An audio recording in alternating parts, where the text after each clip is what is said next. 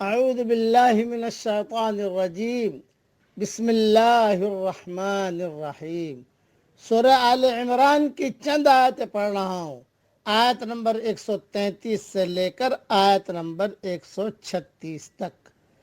وَسَارِعُوا إِلَى مَغْفِرَةٍ مِّن رَّبِّكُمْ وَجَنَّةٍ عَرْضُهَا السَّمَاوَاتُ وَالْأَرْضُ، اور دوڑو اپنے رب کے بخشش کی طرف اور اس جنت کی طرف جس کی وسعت آسمان اور زمین جیسی ہے۔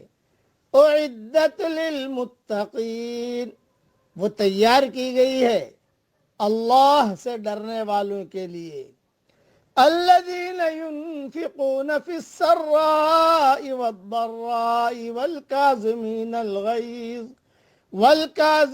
الغیظ والعافین عن الناس، جو لوگ کہ خرچ کرتے ہیں خوشحالی میں اور تنگی میں، اور جو غصہ کو پی جانے والے ہیں اور لوگوں کو معاف کرنے والے ہیں۔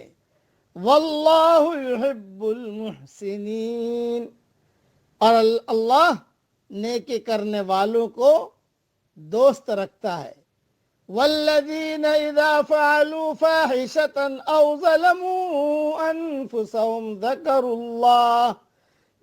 اللہ فاستغفروا لذنوبہم، اور ایسے لوگ کہ جب وہ کھلی برائی کر بیٹھیں یا اپنی جان پر کوئی ظلم کر ڈالیں تو وہ اللہ کو یاد کر کے اپنے گناہوں کی معافی مانگیں۔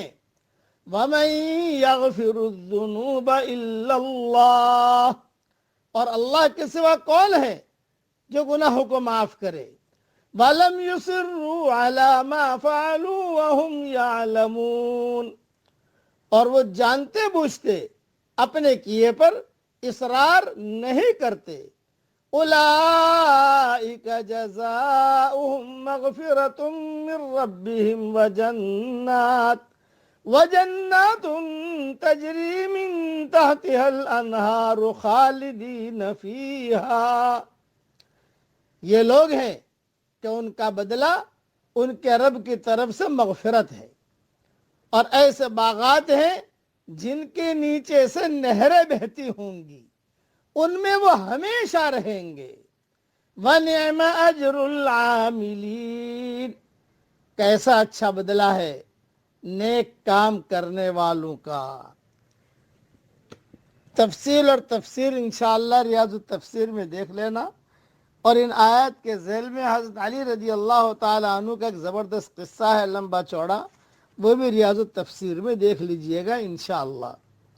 جنت کی طرف دوڑنا یہ ہے کہ آدمی اپنے مال کو زیادہ سے زیادہ اللہ کی راہ میں دے۔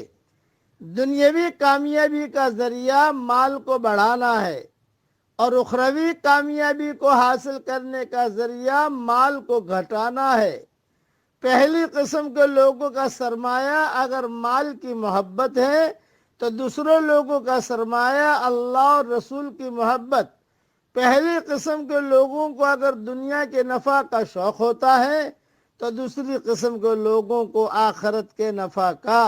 پہلی قسم کے لوگوں کو دنیا کے نقصان کا ڈر لگتا ہے تو دوسری قسم کے لوگوں کو آخرت کے نقصان کا۔ یہ میں نے مختصر سمجھا دیا۔ خلاصہ کلام یہ کہ آدمی استغفار بھی کرے، کچھ رک چک ہو جائے تو فوراً معافی مانگ لے۔ پہلے میرے ساتھ استغفار کے صیغے پڑھ لیجئے، آپ پڑھیے میرے ساتھ۔ رب اغفر وارحم وانت خیر الراحمین۔